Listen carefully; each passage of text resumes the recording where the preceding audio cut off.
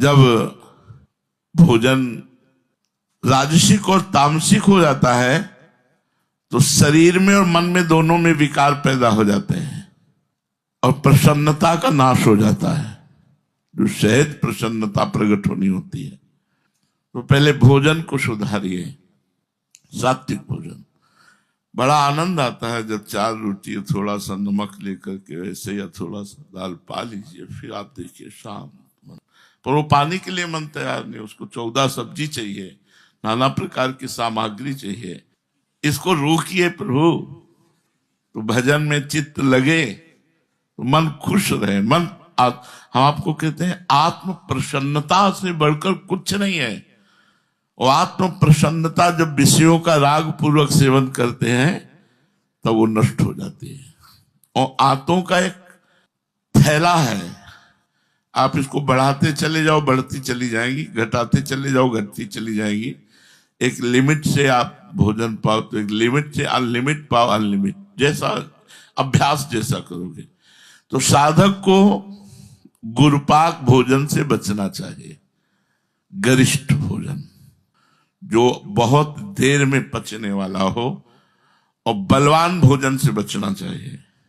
हमें बलवान भोजन से क्या जरूरत है, बल वाले भोजन से छाछ, रोटी, दाल, थोड़ा चावल, थोड़ी सब्जी, बस पर्याप्त।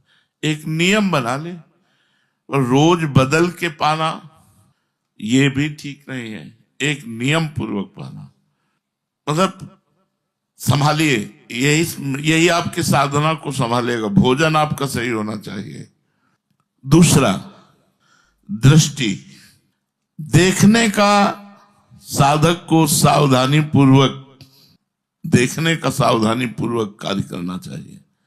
किसी को देखा तो राग न होने पावे, किसी को देखा द्वेष न होने पावे। तो राग कैसे होता है, गुण देखने पर, और द्वेष कैसे होता है, दोष देखने पर। गुण देखने पर उसकी स्तुति होती है और दोष देखने पर उसकी निंदा होती है, जो दोनों तुम्हारी प्रसन्नता का नाश करते हैं। पहला भोजन, दूसरा दर्शन। यदि हम किसी की निंदा करेंगे तो हमारे सारे पुण्य नष्ट हो जाएंगे और पाप बढ़ेंगे। किसी में दोष दर्शन करेंगे, वो दोष हमारे अंदर आ जाएगा। किसी में गुण दर्शन करेंगे, उससे हमारा राग हो जाएगा, तो भगवान का भजन छूट जाएगा। उस व्यक्ति का चिंतन होगा। राग और द्वेष दोनों को छोड़ना है। राग द्वेष दोनों छोड़िए, खोजिए पद निर्वाण। नानक साहब ने कहा राग द्वेष दोनों छोड़ना चाहिए। तो हम किसी व्यक्ति के गुण और दोष ना देखें। तात सुनो माया कृत गुण और दोष अनेक, गुणया उभय न देखी देखी सो अविवेक। अगर किसी के गुण दोष देखते हैं तो अज्ञान है, देखना ही नहीं है। भगवान सबको अपनी माया के द्वारा चला रहे हैं। हमारा अधिकार नहीं है कि हम अपने बगल वाले के गुण देखें या द्वेष देखें। दोष देखेंगे तो हमारी भक्ति क्षीण हो जाएगी, पक्का क्षीण हो जाएगी। अद्वेष्टा सर्वभूतानाम, समस्त भूतों में दोष रहित बुद्धि देखनी, सब में प्रभु देखना है, दोष नहीं देखना। अगर कोई दोष कर रहा है, आपको दिखाई दे रहा है कि एक दोष है, तो भगवान की लीला और प्रणाम। हम उसका चिंतन नहीं करेंगे, ना उसको दोषी ठहराएंगे, ना उसको दोषी प्रमाणित करेंगे, ना दोष मानेंगे। हम भगवान की माया की लीला मानकर प्रणाम करके चल देंगे। हम उसके विषय में ना चिंतन करेंगे, ना बोलेंगे, ना उसकी निंदा करेंगे। निंदा भी नहीं करेंगे। बोले हम देख रहे हैं दोष, फिर भी निंदा नहीं, वो नहीं करना है, परमार्थ है। अगर आप ऐसा करते हैं तो फिर आपका परमार्थ नष्ट हो जाएगा, आपकी प्रसन्नता नष्ट हो जाएगी। तीसरा है जबान में 2 बातें हैं, एक है स्वाद और दूसरा बोलना। व्यर्थ बोलना, कटु भाषण बोलना, असत्य बोलना, अहितकर बोलना। ये भाषण अगर ऐसा बोलेंगे तो आप खुश नहीं रहेंगे। आपको खुश रहने के उपाय बताए जाते हैं। पहला भोजन सुधारो, दूसरा नेत्र सुधारो, तीसरा अपनी जबान सुधारो, बोलना। वाणी में दरिद्रता क्या, कितना अच्छा अच्छा बोला जा सकता है। बचने का दरिद्रता, इसमें कोई पैसा तो लगता नहीं, बहुत प्यार से बोलो, बहुत मृदु बोलो, बहुत हितकर बोलो, बहुत सोच विचार कर संभाल कर सजा कर शब्द बोलो, सामने वाले को खुश कर दो, आप खुश हो गए। अगर आपने ऐसे कटवचन बोले, व्यर्थ भाषण बोले, गंदी बात बोले, निंदा वाली बात बोले, अहितकर वाली बात बोले, तो आप खुश नहीं रहोगे, आपका हृदय जलने लगेगा। उसके फलस्वरूप आपकी प्रसन्नता का नाश हो जाएगा। चौथी बात, घर परिवार के सदस्यों से ममता नहीं करनी, नहीं खुश कभी नहीं रह सकते। कितनी कठिन बात है, हर बात कठिन है खुश रहने के लिए, तभी उल्टा चाल चलता है मन। बोले घर परिवार में सब भरपूर है, सबसे प्यार है, सबसे मिल रहे, ममता है, बोले खुश नहीं रह पाओगे। बोले अखंड खुश रहने के लिए ममता रहित प्यार करो, क्योंकि कब कौन घटना घट जाए, कब कौन बिछुड़ जाए, कब कौन पधार जाए, कब कौन सी लीला भगवान की मृत्यु लोकमयी लीला है। इसलिए सबसे तटस्थ भूमिका, सेवा सबकी, ममता किसी से नहीं। सबकी ममता ताग बटोरी, मम पद मन बांध बटोरी। न घर में न परिवार में ममता। परिवार परिजन रिश्तेदार नातेदार धन संपत्ति, इसमें जो ममता रखता है वो कभी खुश नहीं रह सकता। सब इसी में ममता रखते, इसलिए कोई खुश नहीं। जीवन भर व्यतीत, खुशी जाना ही नहीं, खुशी किसे कहते हैं, आनंद को जाना ही नहीं, प्रसन्नता को जाना ही नहीं कि किसे कहते हैं। भागवती अखंड प्रसन्नता।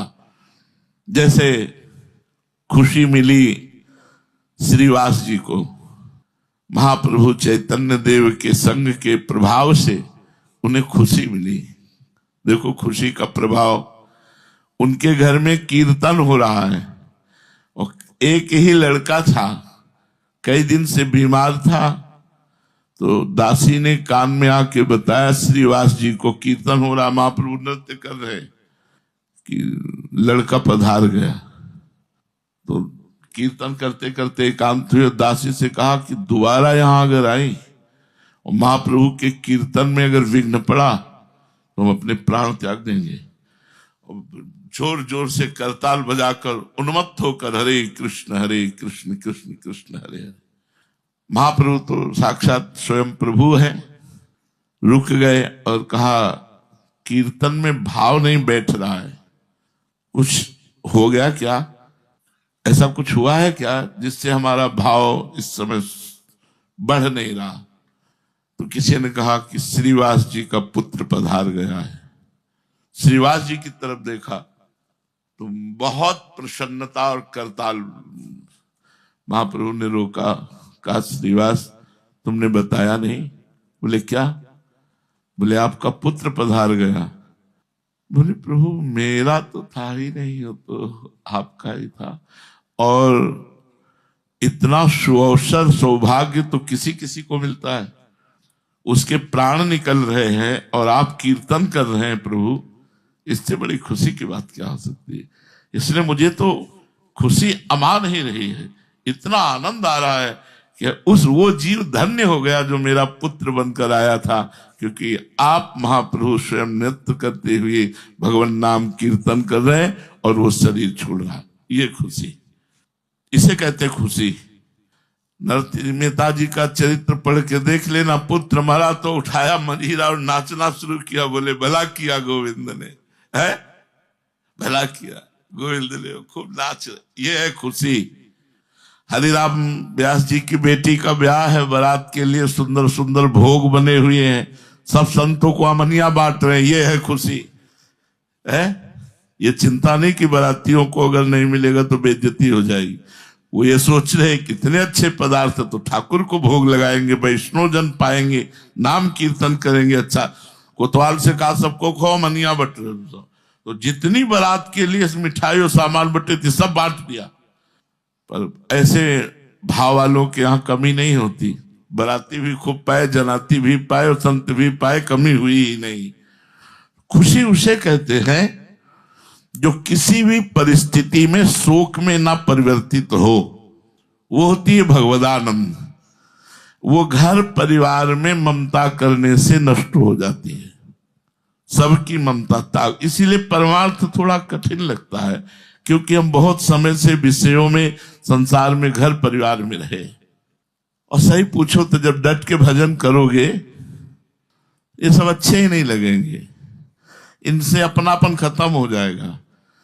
ये मेरे हैं ऐसी भावना ही खत्म हो जाएगी। मेरे हैं ये भावना भक्तों में हो जाएगी, संतों में हो जाएगी, प्रभु में हो जाएगी, और परिवार में मेरे हैं, अपने हैं, ये भावना खत्म हो जाएगी। शांत गंभीर। देखो खुशी का एक और से एक ब्रजवासी बताते हैं कि एक हमारे पड़ोस में भजन करने वाले ब्रजवासी थे, उनका लड़का मथुरा गया, एक्सीडेंट हुआ, पधार गया, और वो सुबह से 8 बजे तक भजन करते थे। तो 5-6 बजे की घटना होगी तो उनके पास सूचना आई लड़का पधार गया। तो उनका पधार गया ना? बोले हाँ। तो बोले ले जाओ केसी घाट, हम 8 बजे आएंगे पूरा भजन करके। पधार तो गए, अब उसमें क्या है? ये है प्रसादेश्वर दुखा नाम हानि रस्योपजायते। पुत्र माला छूट जानी चाहिए, नहीं छूटी। माला 8 बजे तक भजन किया, भगवान को प्रणाम किया, गए, अंतिम संस्कार में सम्मिलित हुए। राधे श्याम, कोई शोक नहीं। इसे खुशी कहते हैं कि बड़ी से बड़ी विपत्ति भी तुम्हारे हृदय को हिला न सके, शोक युक्त न कर सके। ये कब होगी? जब भगवान से चित्त जुड़ेगा, भोजन सही होगा, देखना सही होगा, बोलना सही होगा, घर परिवार से ममता नहीं होगी, धन संपत्ति में आसक्ति नहीं होगी, तब जाकर के तुम्हारे अंदर खुशी जागृत होगी।